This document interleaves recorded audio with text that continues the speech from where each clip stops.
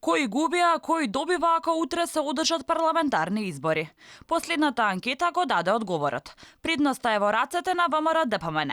Но истовремено две тенденции други се забележливи, особено во последното истражување на јавното мислење. Едната е дека расте рейтингот на лидерот на опозицијата, а втората е дека паѓа довербата на граѓаните кај премиерот. Првото е лесно илустративно.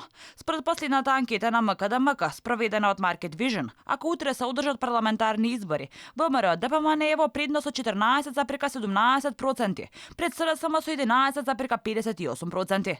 Понатаму, на анкетата спроведена во мај 2018 година од страна на Телма и МЦМС, Мицковски имал рейтинг од 2,9%, додека пак истата година во ноември лидерот на опозицијата бележи раст од 4,5%, односно неговиот рейтинг е 4,7%.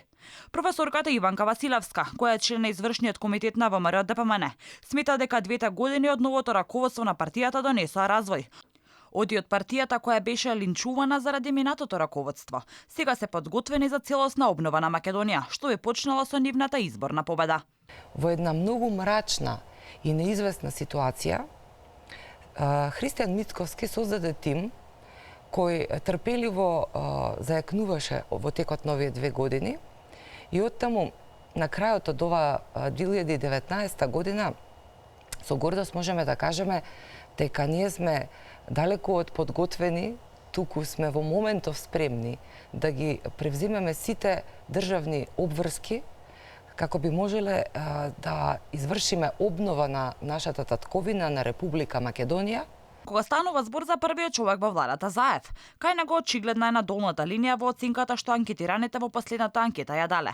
Па така од 2,61% во ноември 2018 година, паднала на 2,40% во декември.